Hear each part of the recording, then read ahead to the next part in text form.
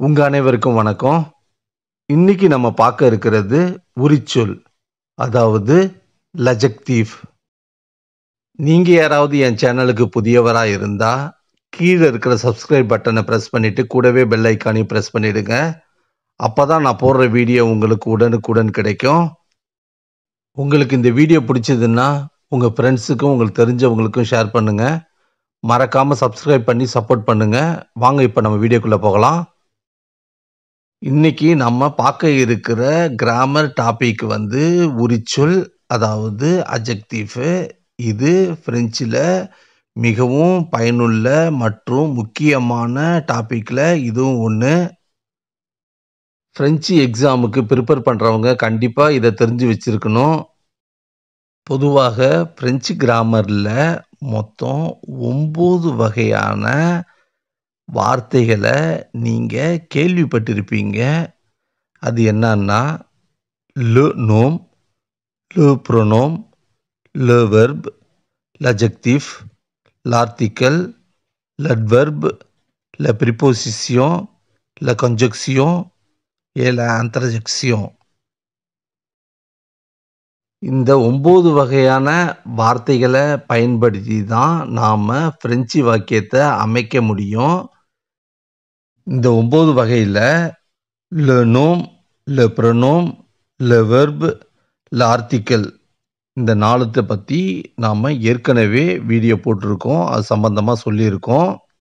இன்னைக்கு நாம் 5வதாக இந்த உரிச்சொல், அதாவது அட்ஜெக்டிவை பற்றி இன்னைக்கு நம்ம பார்க்க போகிறோம்.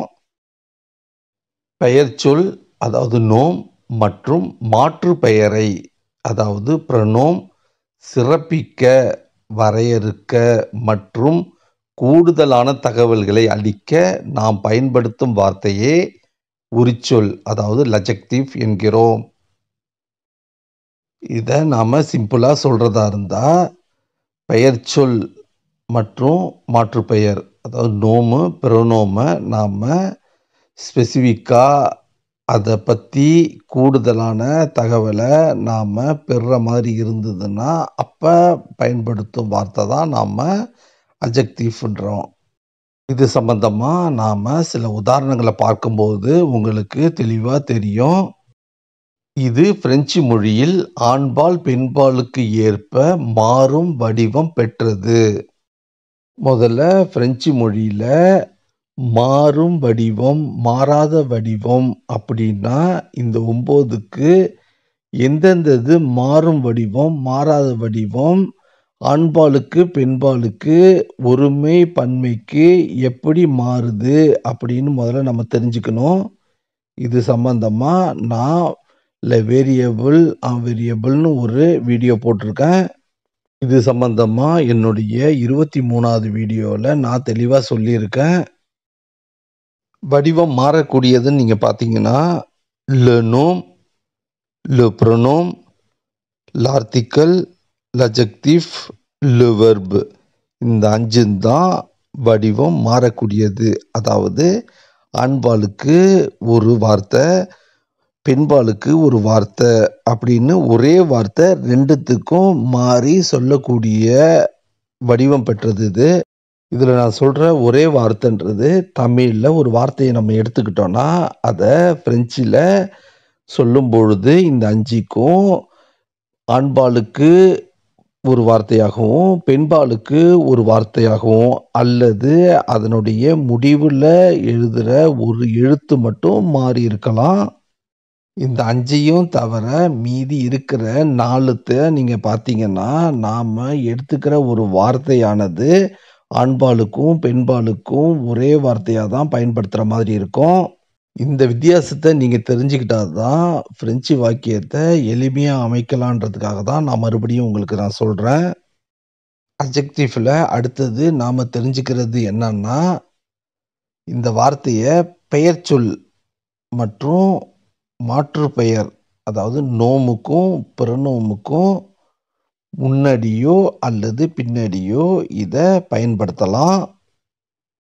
இதுக்கு அடுத்தபடியாக இந்த உரிச்சொல், அதாவது அட்ஜெக்டிவ்னுடைய வகைகள் என்னென்ன வகைகள் இருக்கிறது, அதற்கு அடுத்தபடியாக நாம அதனுடைய உதாரணம் என்னென்னன்றத பார்த்துட்டோம்னா, அட்ஜெக்டிவ்னா என்னன்றது நமக்கு தெளிவா தெரியும்.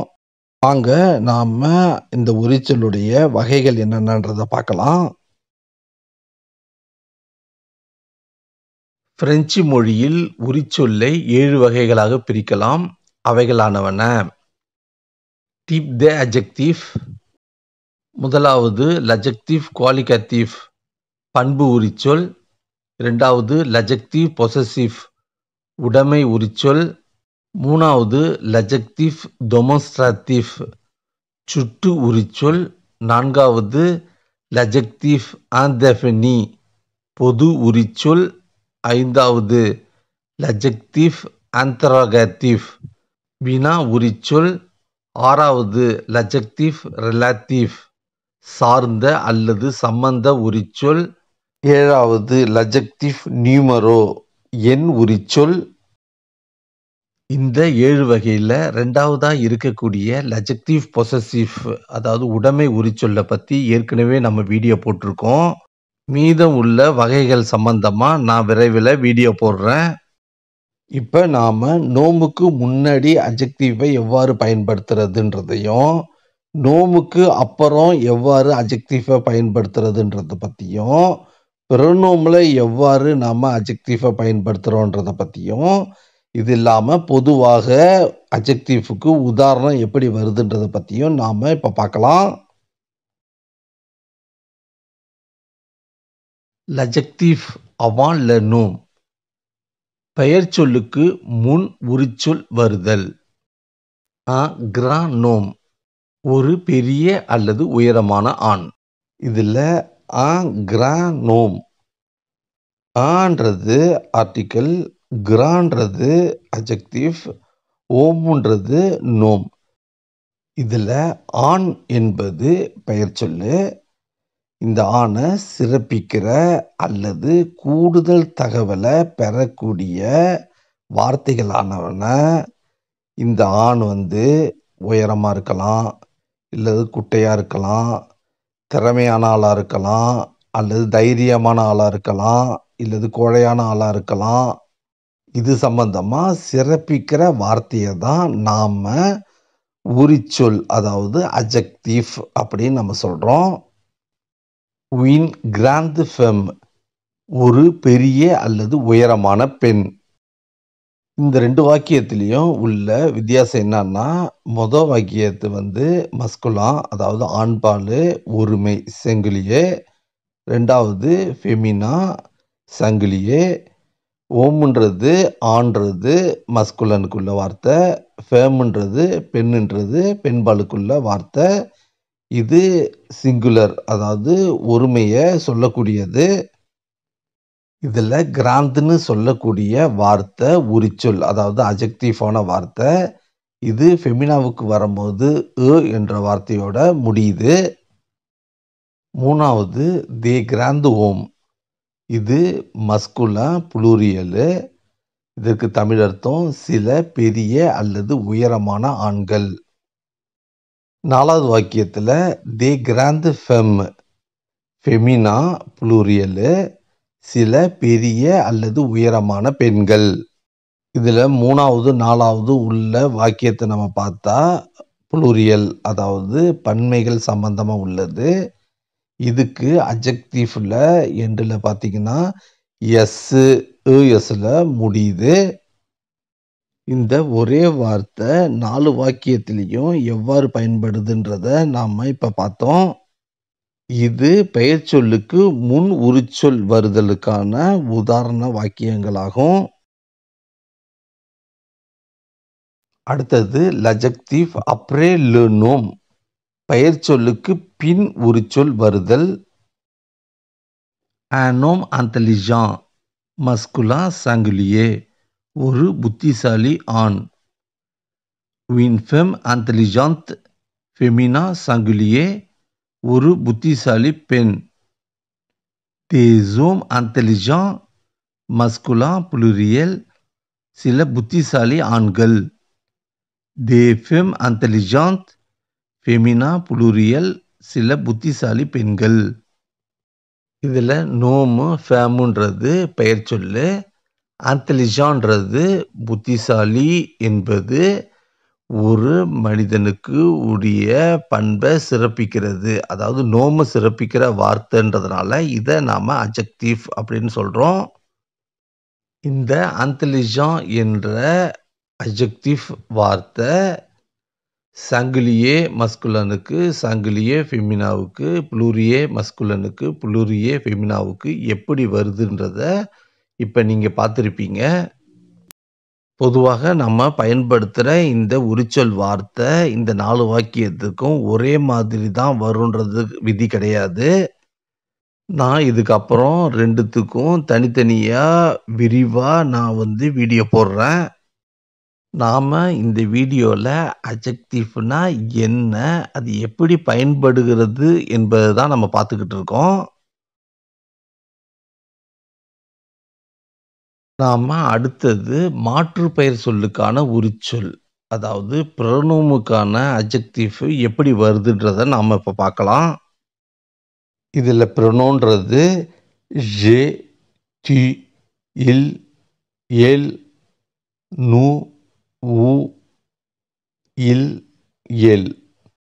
மாற்று பெயர்ச்சொல் அதாவது ப்ரொனோமுடைய சிறப்பிக்க அல்லது வரையறுக்க அல்லது கூடுதல் தகவலை நாம பெறணும்.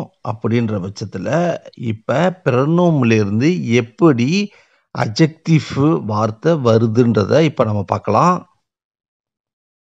C'est urgent. இது அவசரம். இந்த அவசரம்ன்றது உரிச்சொல் வார்த்தை. அதாவது பிரெஞ்சில் urgent. Ce n'est pas urgent. இது அவசரமில்லை. Je suis fatigué. நான் சோர்வாக இருக்கிறேன். இதுல ஃபத்திகேன்றது சோர்வாக அப்படின்றது ப்ரொனோம், சுஜி ப்ரொனோமான ஜேவை இது மென்ஷன் பண்றதுனால இதை நாம அட்ஜெக்டிவ் அதாவது உரிச்சொல் அப்படின்னு சொல்றோம். Tu es jeune. நீ இளமையாக இருக்கிறாய்.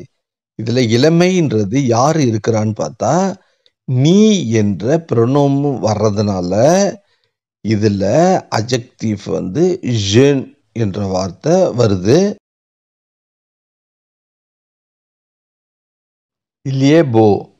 அவன் அழகாக இருக்கிறான். இதுல யார் அழகா இருக்கா? அவன். இதுல அவன்றது மாற்று பெயர் அதாவது ப்ரொனோமு. அதனால அழகாகன்றது உரிச்சொல். இதுதான் நம்ம பிரெஞ்சில் போ உரிச்சொல் வார்த்தையாகும். ஏல் ஏ பெல். அவள் அழகாக இருக்கிறாள். இதுல அவள் அழகாக இருக்கிறதுனால இந்த அவள்ன்றது ப்ரொனோம சம்பந்தப்பட்டு வர்றதுனால இந்த அழகாக அதாவது பெல் அட்ஜெக்டிவ் வார்த்தை. Nous sommes intelligents. நாங்கள் புத்திசாலிகளாக இருக்கிறோம். இதுல புத்திசாலி யாருன்னு பார்த்தா நாங்கள். அதனால புத்திசாலி அட்ஜெக்டிவ். அது பிரெஞ்சில் intelligent. Vous êtes gros. நீங்கள் குண்டாக இருக்கிறீர்கள். இதுல யார் குண்டா இருக்கிறாங்கன்னா நீங்கள் என்ற சொல்லக்கூடிய ப்ரொனோம் அதாவது மாற்று பெயரால் தான் குண்டா இருக்கிறதுனால இதை ஸ்பெசிஃபிக் பண்ற குண்டாக அதாவது க்ரோ என்ற வார்த்தை அட்ஜெக்டிவ். Ils sont petits. அவர்கள் குள்ளமாக அல்லது சிறியவர்களாக இருக்கிறார்கள். இதுல அவர்கள் குள்ளமா இருக்கிறதுனால அவர்களை இது மென்ஷன் பண்றதுனால இந்த பெத்தி அதாவது குள்ளமா இருக்கிறதுன்றது அட்ஜெக்டிவ் அதாவது உரிச்சொல் வார்த்தை. Elles sont grandes. அவர்கள் பெரியவர்களாக இருக்கிறார்கள். இதுல அவர்கள் பெரியவர்கள் அதாவது அவர்கள மென்ஷன் பண்றதுனால இந்த கிராந்துன்றது உரிச்சொல் வார்த்தை. Example the adjective. உரிச்சொல் உதாரணங்கள். J'ai acheté une maison neuve. நான் ஒரு புதிய வீட்டை வாங்கினேன். இதுல மெசோன்றது நோம் வார்த்தையாகும். அதை ஸ்பெசிஃபிக் பண்றதுனால நூன்றது அட்ஜெக்டிவ் வார்த்தையாகும். இது adjective après le nom. Tu joues avec ta meilleure amie. இதில் அமி என்ற வார்த்தை நோம் வார்த்தை, அதை சிறப்பிக்கிற வார்த்தையான மெய்யர் அப்படின்றது அஜெக்டிவ் வார்த்தை. இதில் மெய்யர் என்பது l'adjectif avant le nom. La petite fille aime le chocolat. சின்ன பெண்ணுக்கு சாக்லேட் பிடிக்கும். இந்த வாக்கியத்தில் ஃபி என்ற வார்த்தை பெயர்ச்சொல் வார்த்தை, அந்த ஃபீயை சிறப்பிக்கிற பெத்தித் என்ற வார்த்தை அஜெக்டிவ் வார்த்தை ஆகும். nous mangeons un repas délicieux. நாங்கள் ஒரு சுவையான உணவை சாப்பிடுகிறோம். இதில் ரெப்பா என்பது நோமு, இந்த டெலிசியோன்றது ரொம்ப சுவையான அப்படின்ற ஒரு ஸ்பெசிஃபிக்கான ஒரு பெயர் சொல்ல அதிகப்படுத்துறதுனால இது நம்ம அஜெக்டிவ் அப்படின்னு சொல்கிறோம். லீஸ் த லீவ்ரு ஆந்தரசான்.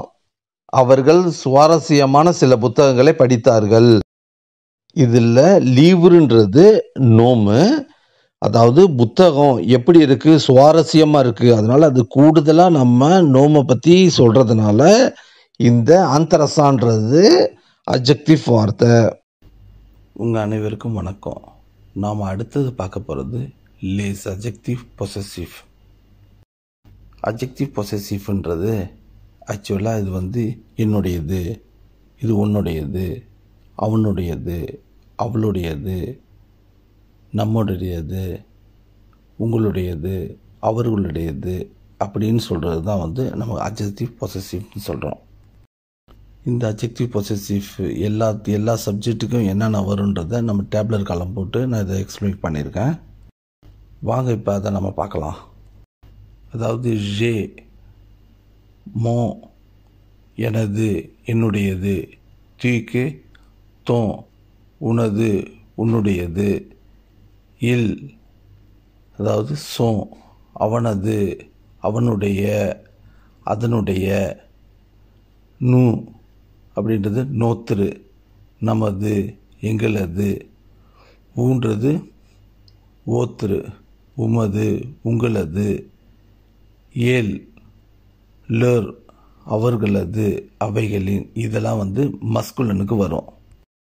ஃபெமினாவுக்கு பார்த்தா ஜே மா எனது என்னுடையது, தி தா உனது உன்னுடையது, எல் சா அவன் அவளது அவளுடைய அதனுடைய, நூ நோத்திரு நமது எங்களது, உ ஓத்திரு உமது உங்களது, எல் லர் அவர்களது அவைகளின். இப்போ புளூரியலுக்கு பார்த்தா ஜே மே என்னுடைய என்னுடையது எங்களுடையது, துய்க்கு தே உன்னுடையது, இல் ஏழு சே அவனுடையது அவனுடைய அவளுடைய அவளுடையது அதனுடைய அதனுடையது, நூக்கு நூ நம்மளுடைய நம்மளுடையது எங்களது, ஊக்கு ஊ உங்களது உங்களுடைய உங்களுடையது, இல் எல் ல அவைகளின் அவர்களுடைய அவர்களுடையது. இப்போ இந்த டேப்லர் காலத்தை நம்ம ஞாபகம் வச்சுக்கிட்டா நம்ம அட்ஜெக்டிவ் பொசசிவ் நமக்கு ஈஸியாக மெமரைஸில் இருக்கும். இப்போ நம்ம ஒரு சில எக்ஸாம்பிள் பார்த்தா அட்ஜெக்டிவ் பொசசிவ் உங்களுக்கு நல்லா தெரியும். வாங்க இப்போ நம்ம எக்ஸாம்பிள் பார்ப்போம்.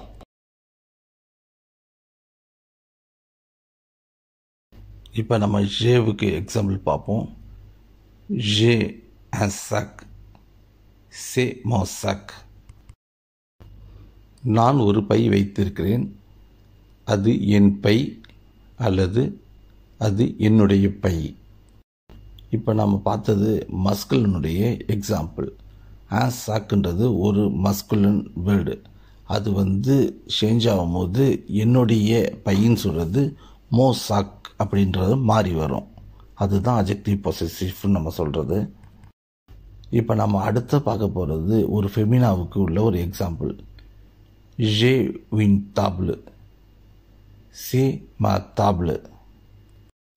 நான் ஒரு மேஜை வைத்திருக்கிறேன், அது என் அல்லது என்னுடைய மேஜை. இதில் உயின் தாப்ளுன்றது ஃபெமினாவுக்குள்ள வேர்டு. அது அட்ஜெக்டிவ் பொசசிவாக மாறும்போது மா தாப்ளுன்னு மாறுது. மா தாப்ளுன்றது என்னுடைய மேஜைன்றதை குறிக்கிறது. அடுத்தது நம்ம புளூரியலுக்குள்ள எக்ஸாம்பிள் பார்ப்போம். ஜே தே கையே, சேசோ மே கையே. நான் நோட்டு புத்தகங்கள் வைத்திருக்கிறேன், அவை எனது அல்லது என்னுடைய நோட்டு புத்தகங்கள். அதாவது தே கையே அப்படின்றது புளூரியல். ஏன்னா நோட்டு புத்தகங்கள்னு சொல்கிறது சேஞ்ச் ஆகும்போது மே கையே அப்படின்ற புளூரியலாக அது மாறுது.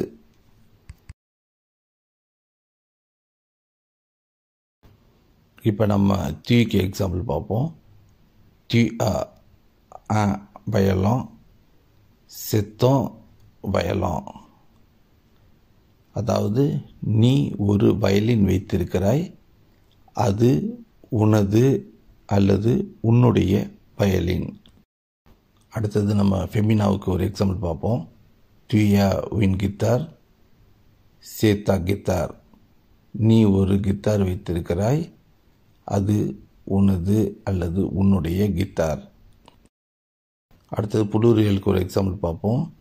துயா தேவச்சூர், சேசோ தேவச்சூர். அதாவது நீ கார்கள் வைத்திருக்கிறாய், அவை உனது அல்லது உன்னுடைய கார்கள்.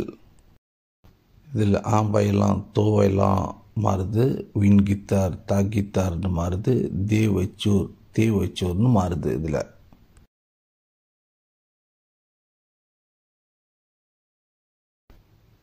எல்லுக்கு இப்போ நம்ம எக்ஸாம்பிள் பார்ப்போம். இல்லா வின் பிஸ்தோலே, சேசோ பிஸ்தோலே. அவன் ஒரு துப்பாக்கி வைத்திருக்கிறான், அது அவனது அல்லது அவனுடைய துப்பாக்கி. எல்லா வின் டெலிவிசியோன், சேசா டெலிவிசியோன். அவள் ஒரு தொலைக்காட்சி வைத்திருக்கிறாள், அது அவளது அல்லது அவளுடைய தொலைக்காட்சி. இல்லா தே ஃபோட்டோ, சேசோ சே ஃபோட்டோ. அவன் புகைப்படங்கள் வைத்திருக்கிறான், அவை அவனது அல்லது அவனுடைய புகைப்படங்கள். இதில் பிஸ்தோலே சோ பிஸ்தோலே அப்படின்னு மாறுது. வின் டெலிவிசியோன் சா டெலிவிசியோன்னு மாறுது. தே ஃபோட்டோ சே ஃபோட்டோ அப்படின்னு மாறுது. இப்போ நம்ம அடுத்தது நூக்கு ஒரு எக்ஸாம்பிள் பார்ப்போம். Nous avons un stylo, c'est notre stylo. நாங்கள் ஒரு பேனா வைத்திருக்கிறோம், அது நமது அல்லது எங்கள் அல்லது எங்களுடைய பேனா. Nous avons une chemise, c'est notre chemise. நாங்கள் ஒரு சட்டை வைத்திருக்கிறோம், அது நமது அல்லது எங்கள் அல்லது எங்களுடைய சட்டை. Nous avons des chocolats, ce sont nos chocolats. நாங்கள் சாக்லேட்டுகள் வைத்திருக்கிறோம், அவை நம்முடைய அல்லது எங்களுடைய சாக்லேட்டுகள். இதில் ஸ்டில்லோ நோத்ரு ஸ்டில்லோ அப்படின்னு மாறுது. வின் செமிஸ் நோத்ரு செமிஸ்ன்னு மாறுது.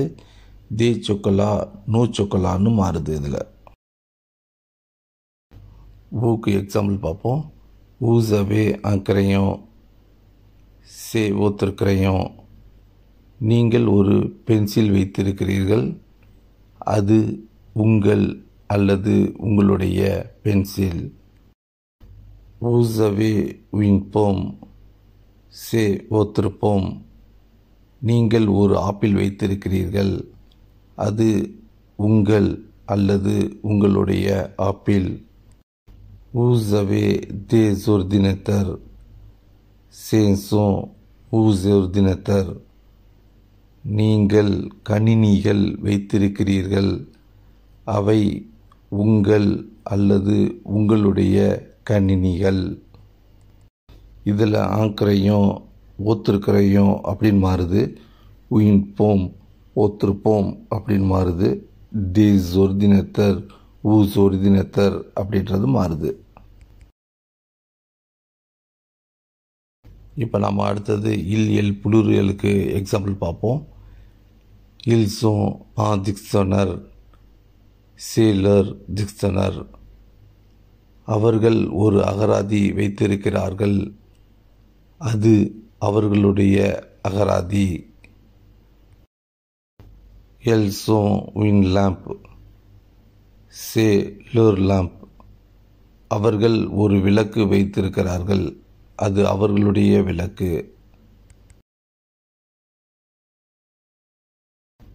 இல்ஸோம் த பேந்தலோன் சேஸோம் லோர் பேந்தலோன். அவர்கள் பேண்ட்கள் வைத்திருக்கிறார்கள், அவை அவர்களுடைய பேண்ட்டுகள். இதில்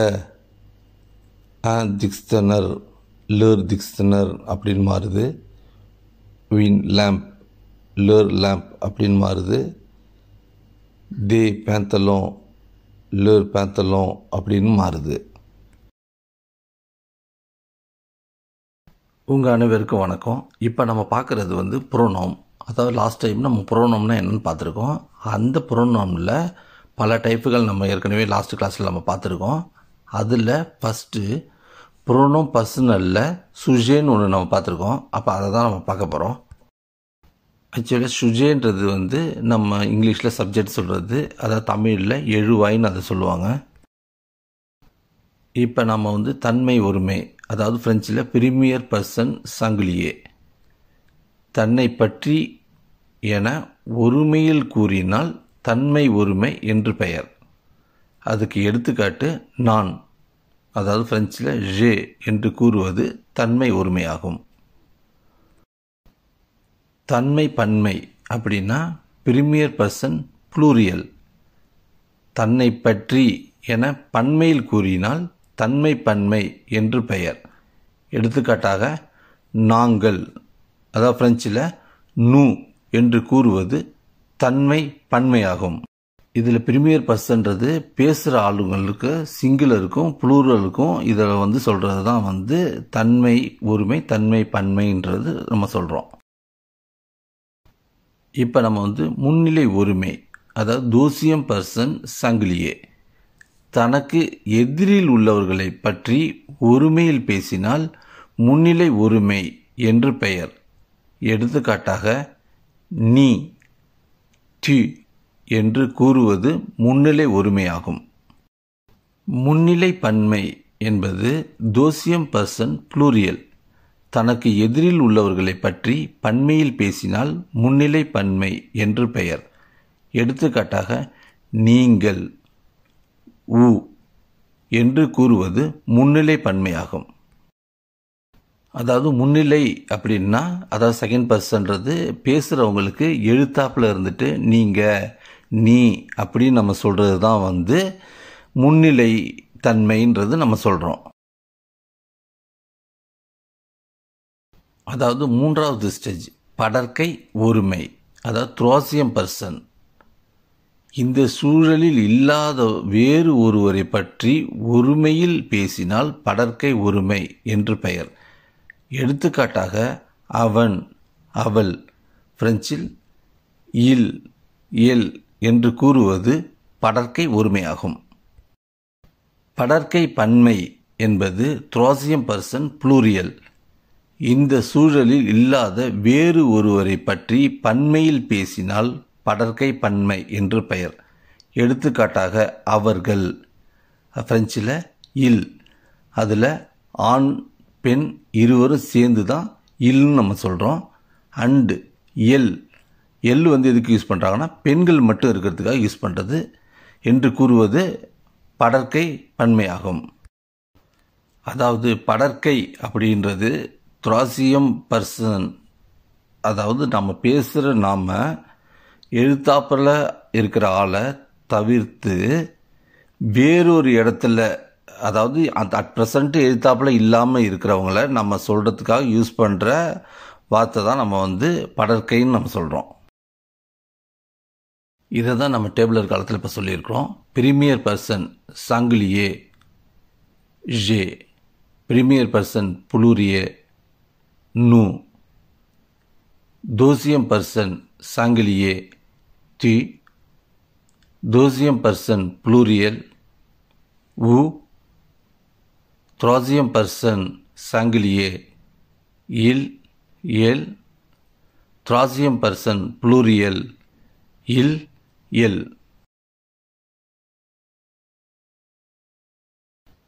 Anthony est médecin, il a 28 ans, il habite à Paris. Anthony, அதாவது இது வந்து நோமு, இல் ப்ரோனோமு. ஆந்தனின்றதை வந்து அடிக்கடி யூஸ் பண்ணாமல் இருக்கிறதுக்காக இல்லுன்னு நம்ம யூஸ் பண்ணுறோம். எமிலி எ மெட்சின் ஏலா 30 ans, எல் அபிதா பரி. இதில் எமிலி அப்படின்றது நோமு, ஏழுன்றது ப்ரோனோமு. இதில் வந்து நோமை அடிக்கடி யூஸ் பண்ணாமல் அதுக்கு இன்ஸ்டண்ட்டாக நம்ம வந்து ப்ரோனோமை யூஸ் பண்ணுறதுனால அதுக்கு வந்து நம்ம ஏழுன்ற வார்த்தையை இதில் நம்ம யூஸ் பண்ணுறோம்.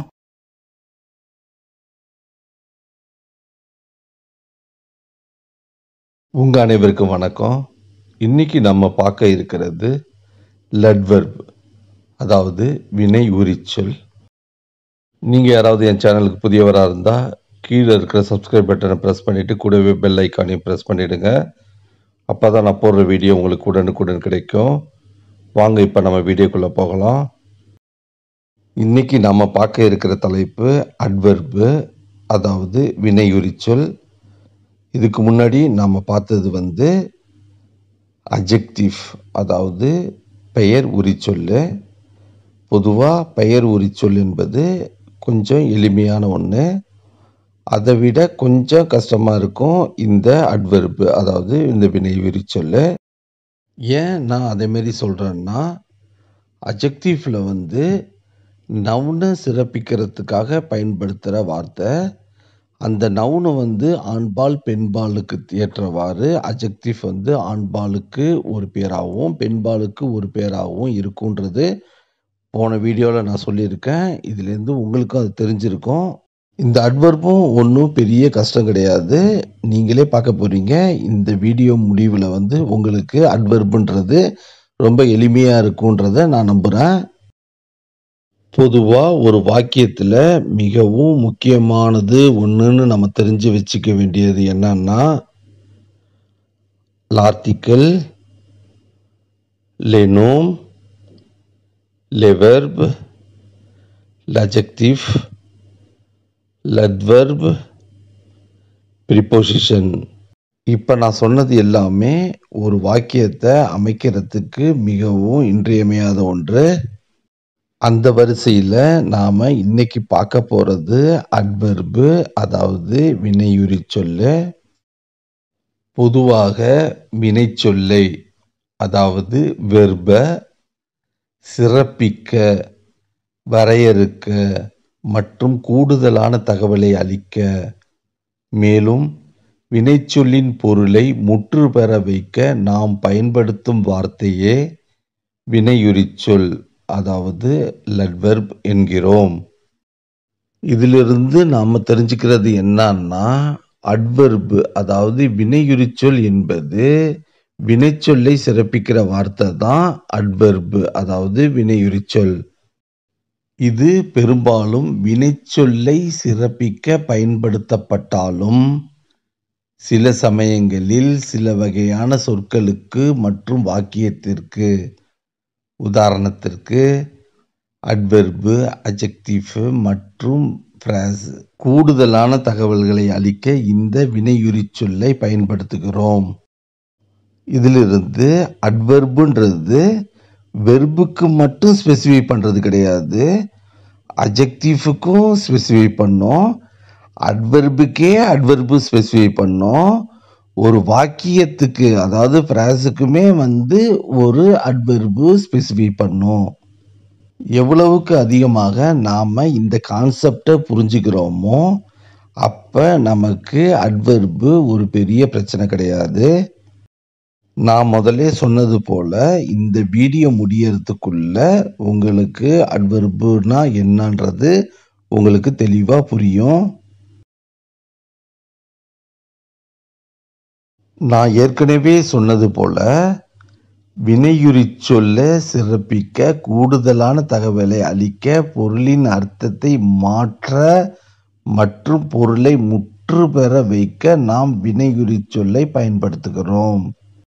இதிலிருந்து நாம் தெளிவாக ஒன்று தெரிஞ்சுக்க வேண்டியது என்னன்னா, அட்வெர்புன்றது வெர்பை பேஸ் பண்ணி தான் அட்வெர்பு வரப்போகுது. அந்த அட்வெர்புக்குள்ளேயே அதை சிறப்பிக்கிற மாதிரி இன்னொரு அட்வெர்பு இருக்கும்.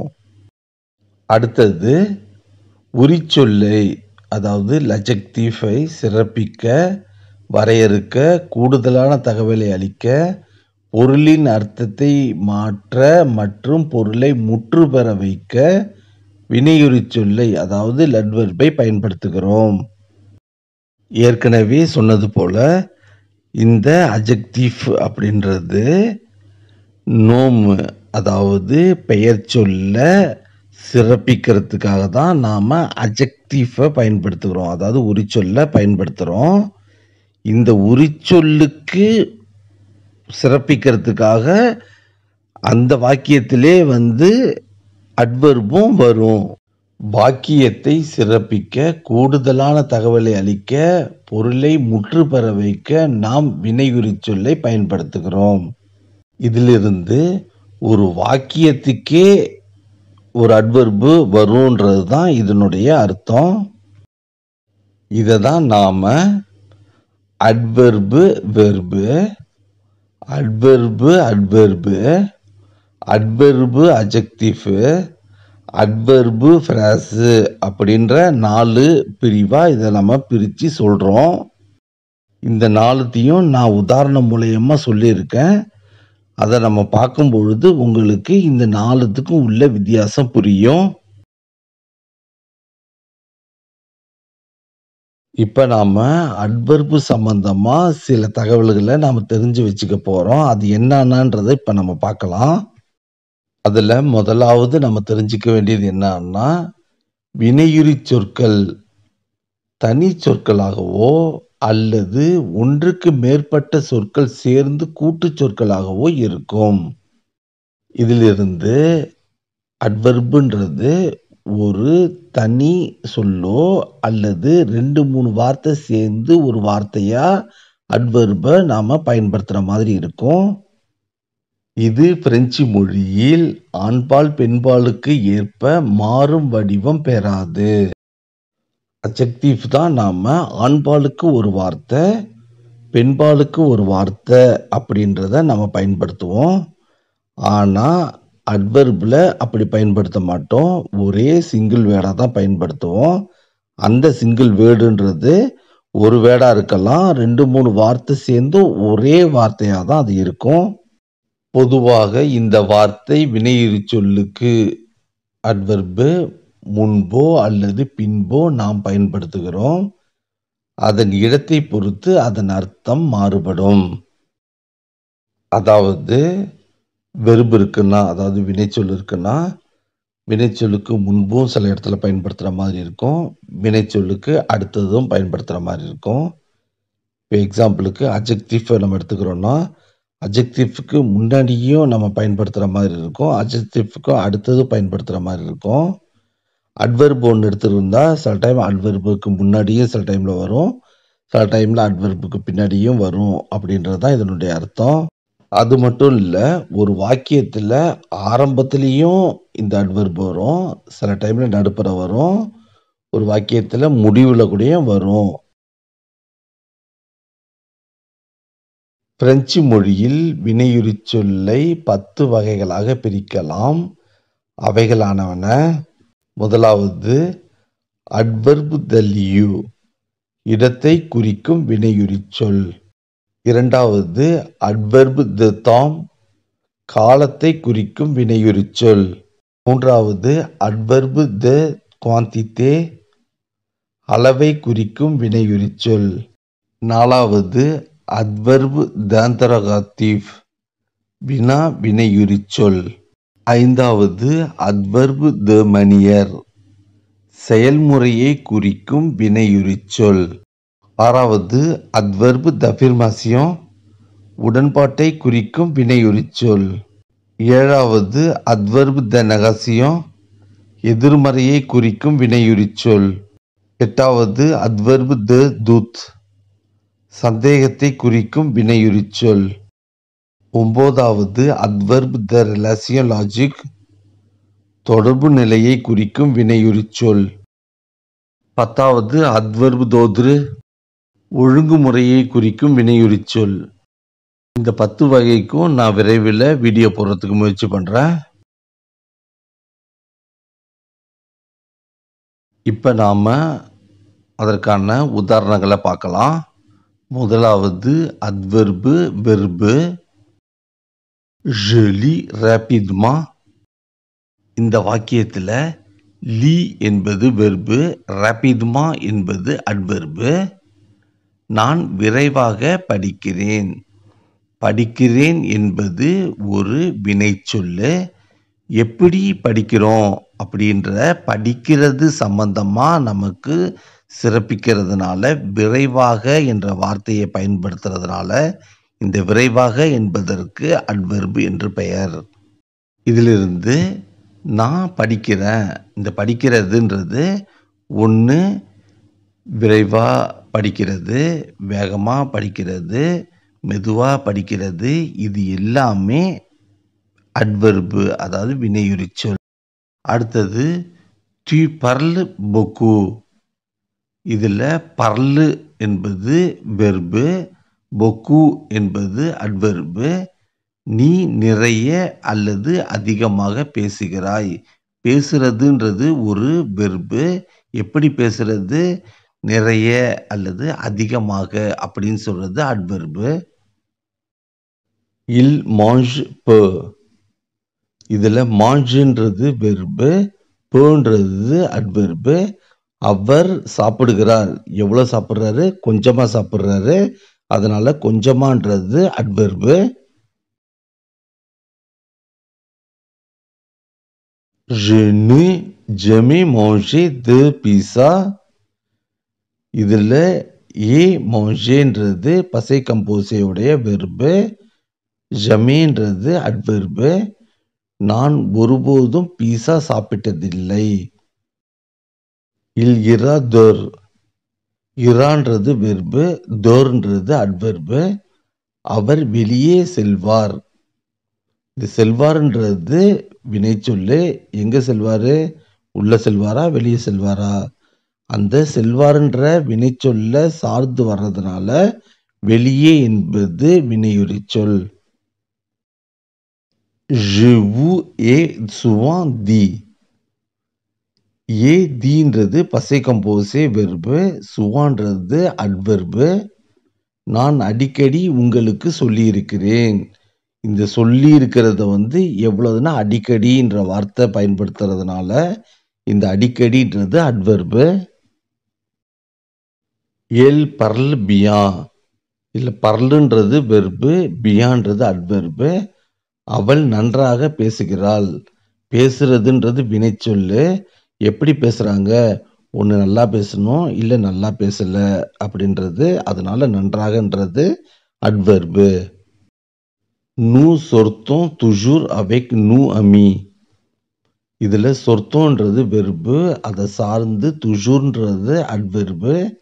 நாங்கள் எப்போதும் எங்கள் நண்பர்களுடன் வெளியே செல்கிறோம். வெளியே செல்றது எப்போது நடக்குதுன்னா எப்போதும் நடக்குதுன்றதுனால எப்போதுன்றது அட்வர்பு.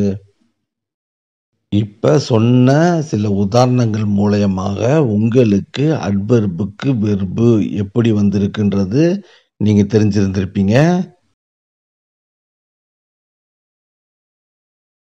இப்போ நாம் அட்வர்பு என்னன்றதை பார்க்கலாம். je lis très rapidement. இதில் லீன்றது வெர்பு, த்ரேன்றது அட்வர்பு, ரேபிட்மான்றது அட்வர்பு. நான் மிக விரைவாக படிக்கிறேன். விரைவாக என்ற ரேபிட்மாவுடைய இன்னும் ஸ்பெசிஃபிக் பண்ணுறதுனால இன்னும் வேகமாக படிக்கிறோன்றது சொல்கிறதுனால இது அட்வெர்பு. அதே போல் tu parles trop peu. இதில் பர்லுன்றது வெர்பு, த்ரோன்றது அட்வெர்பு, போன்றது அட்வெர்பு. நீ மிக குறைவாக பேசுகிறாய். il mange trop peu. இதில் மாஞ்சுன்றது வெர்பு, த்ரோன்றது அட்வெர்பு, போன்றது அட்வெர்பு. 2 அட்வெர்பு வந்திருக்கு. அவர் மிக குறைவாக சாப்பிடுகிறார். ça fait trop mal. ஃபேன்றது வெர்பு, த்ரோன்றது அட்வெர்பு, மால்ன்றது அட்வெர்பு. இது அதிகமாக வலிக்கிறது. il ira de rapidement. இரான்றது வெர்பு, தர்ன்றது அட்வெர்பு, ரேபிட்மான்றது அட்வெர்பு. அவர் விரைவாக வெளியே செல்வார். வெளியே என்பது அட்வெர்பு. அந்த அட்வெர்புக்கு அட்வெர்பு வந்து விரைவாக, எப்படின்னா ரொம்ப வேகமாகன்னு சொல்றதுனால இது அட்வெர்புக்கு அட்வெர்பு.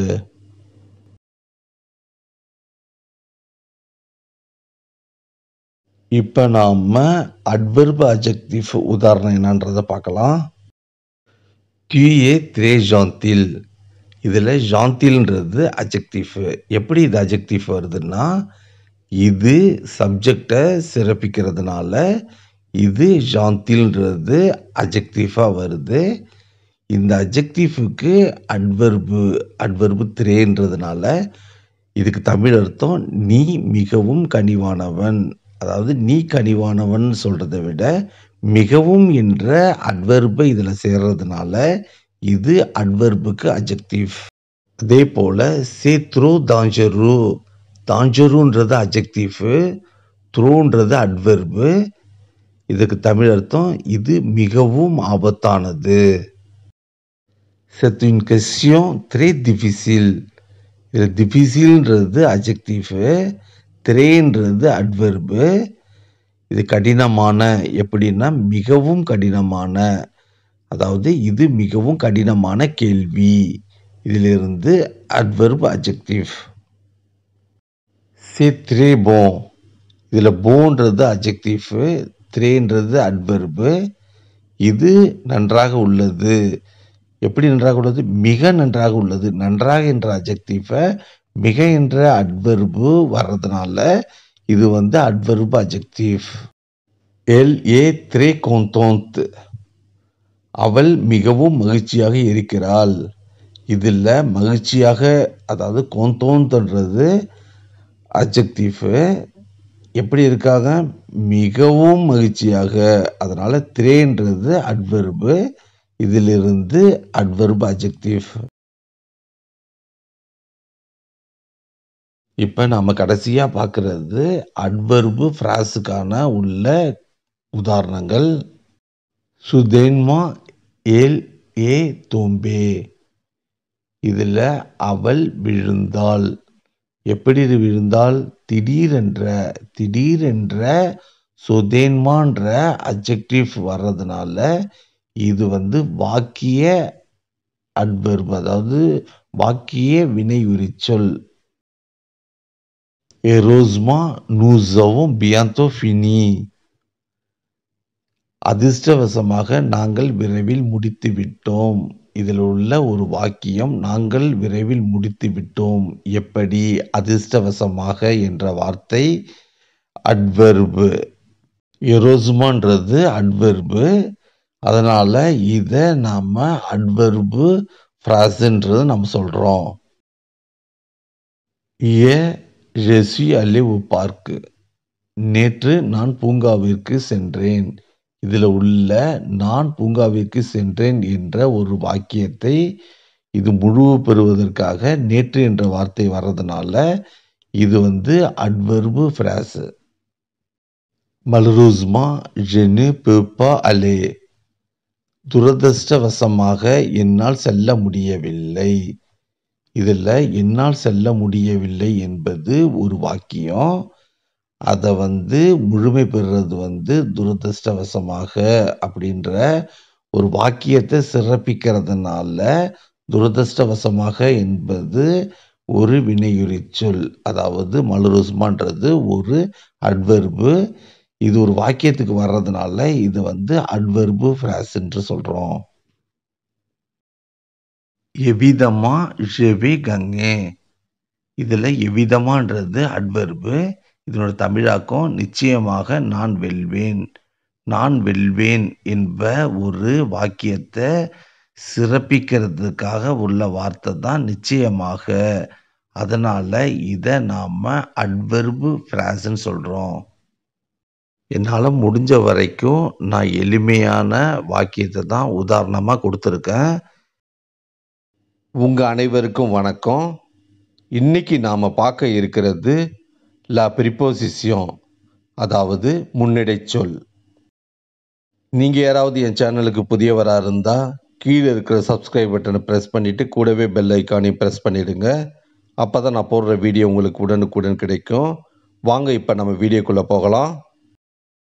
ஒரு சொல்லை மற்றொரு சொல்லுடன் இணைப்பதை முன்னிடைச் சொல், அதாவது ப்ரிப்போசிஷன் என்கிறோம்.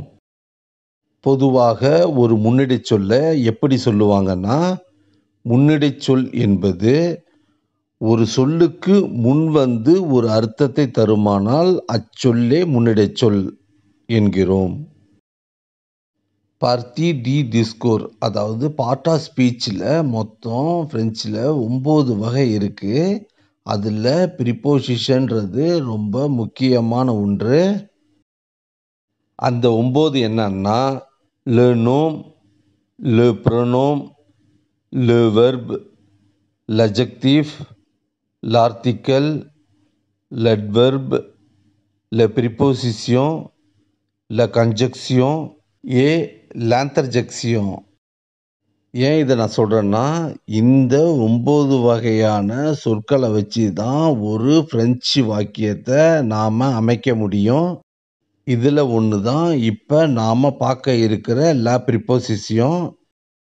பிரெஞ்சு முன்னிடைச் சொல்லை ஒரு செயல்படு பொருள் சொற்களுடன் மற்றொரு சொற்களை இணைத்து ஒரு வாக்கியத்தின் முழுமையான அர்த்தத்தை தருவதற்கு பயன்படுத்துகிறோம். ஒரு பிரெஞ்சு முன்னிடைச் சொல் ஒரு வாக்கியத்தில் செயல்படு பொருளுடன் இணைந்து பல அர்த்தங்களை கொடுக்கும். பொதுவாக வாக்கிய அமைப்பு முறை பிரெஞ்சில் எழுவாய், வினைச்சொல், பொருள், அதாவது சுஜே, வெர்பு, ஒப்ஜே என்பது பொதுவாக நாம் சொல்கிற ஒரு வாக்கிய அமைப்பு முறை.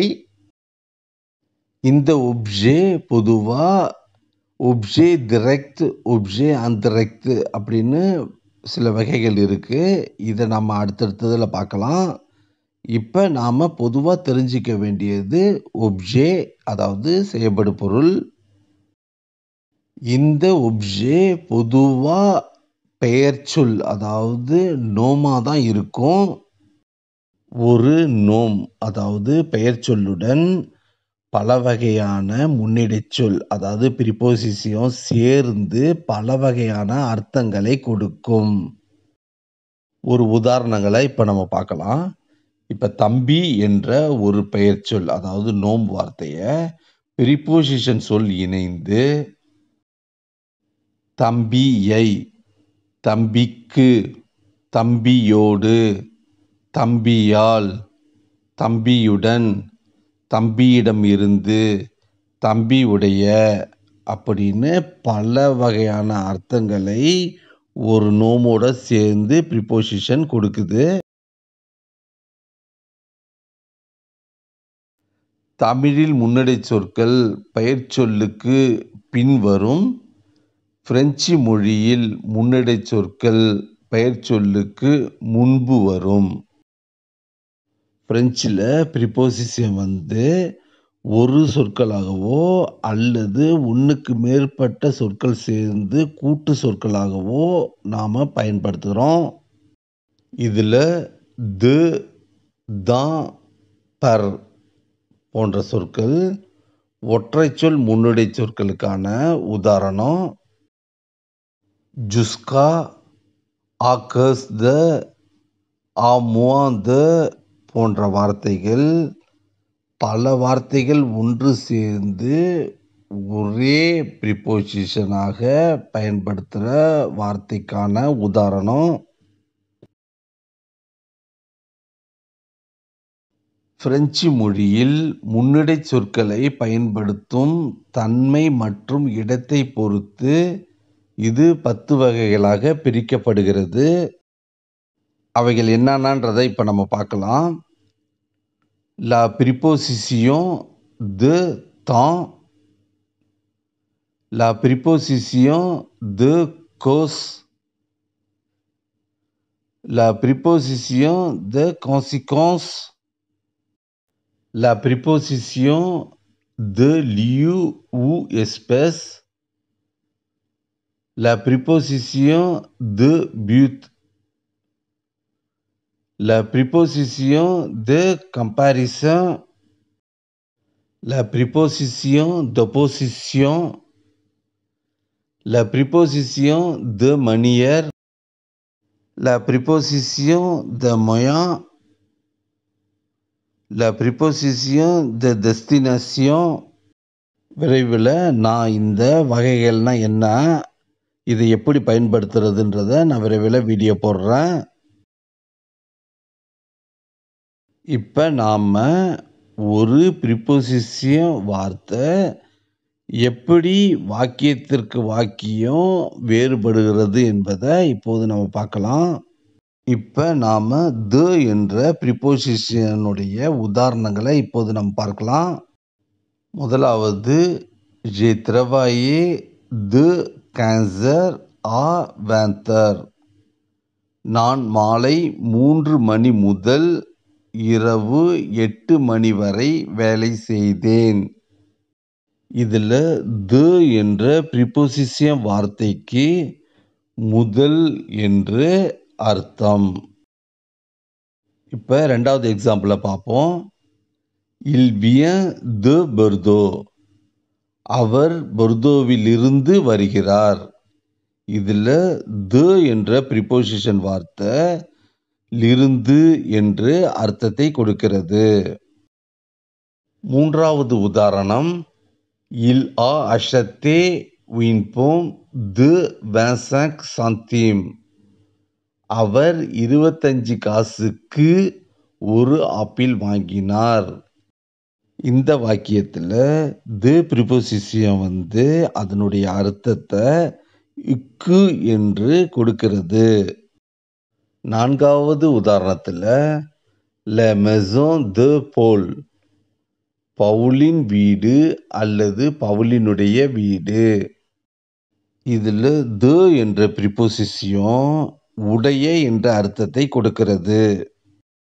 இப்போ இந்த 4 உதாரணத்திலிருந்து த என்ற ப்ரிப்போசிஷன் அதனுடைய அர்த்தத்தை வாக்கியத்துக்கு வாக்கியம் மாற்றுகிறது என்பதை நீங்கள் தெரிஞ்சிருந்திருப்பீங்க.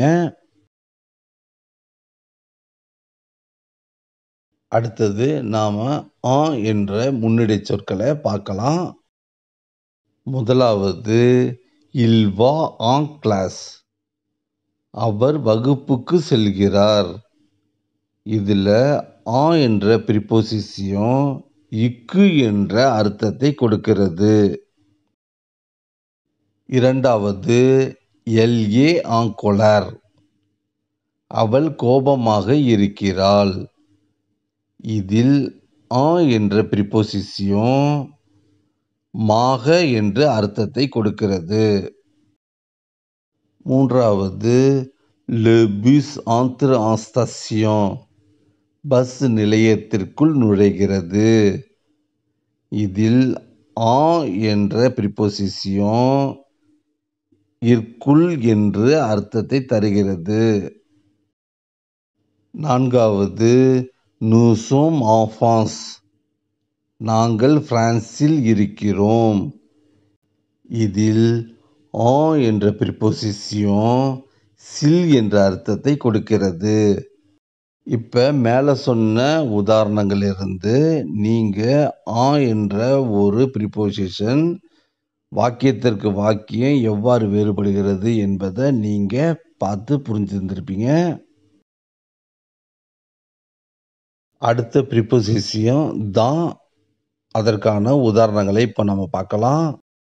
முதலாவது, எல் நே செரா pass de retour dans 3 heures. அவள் 3 மணி நேரத்தில் திரும்பி வரமாட்டாள். இதில் தான் என்ற ப்ரிப்போசிஷன் தில் அல்லது குள்ள என்ற அர்த்தத்தை கொடுக்கிறது. இரண்டாவது, le chat est dans la chambre. பூனை அறையில் உள்ளது. இதில் தான் என்ற சொல் இல் அல்லது குல் என்ற அர்த்தத்தை கொடுக்கிறது. மூன்றாவது, je serai diplôme dans 3 ans. நான் 3 ஆண்டுகளில் பட்டம் பெறுவேன். இதில் தான் என்ற சொல் கலில் அல்லது டில் என்ற அர்த்தத்தை கொடுக்கிறது. நான்காவது, je suis dans une bonne position. நான் ஒரு நல்ல நிலையில் இருக்கிறேன். இதில் தான் என்ற சொல் இல் என்ற அர்த்தத்தை கொடுக்கிறது. இதிலிருந்து தான் என்ற ப்ரிப்போசிஷத்தை நீங்கள் எப்படி பயன்படுத்துறது வாக்கியத்தில்ன்றத இது மூலயமா நீங்கள் தெரிஞ்சுக்கலாம். அடுத்தது என்ற ப்ரிப்போசிஷத்தோட உதாரணங்களை இப்போது நம்ம பார்க்கலாம். முதலாவது, tu vas à சென்னை. நீ சென்னைக்கு செல்கிறாய். இதில் என்ற வார்த்தை இக்கு என்ற அர்த்தத்தை கொடுக்கிறது. இரண்டாவது, vous allez à pied. நீங்கள் நடைபயணமாக செல்கிறீர்கள். இதில் என்ற வார்த்தை மாக என்ற அர்த்தத்தை கொடுக்கிறது. மூன்றாவது, j'ai travaillé de 15 à 20. நான் மாலை 3 மணி முதல் இரவு 8 மணி வரை வேலை செய்தேன். இதில் என்ற ப்ரிப்போசிஷன் வரை என்ற அர்த்தத்தை கொடுக்கிறது. இதிலிருந்து என்ற ப்ரிப்போசிஷன் எவ்வாறு பயன்படுகிறது, இது மூலயமாக நீங்கள் இதை எப்படி பயன்படுத்தலாம் அப்படின்றத இது மூலயமா நீங்கள் தெரிஞ்சுக்கலாம். உங்களுக்கு இந்த வீடியோ புரிஞ்சிருக்கும், பிடிச்சிருக்கும் நான் நம்புகிறேன். மீண்டும் அடுத்த வீடியோவில் சந்திப்போம்.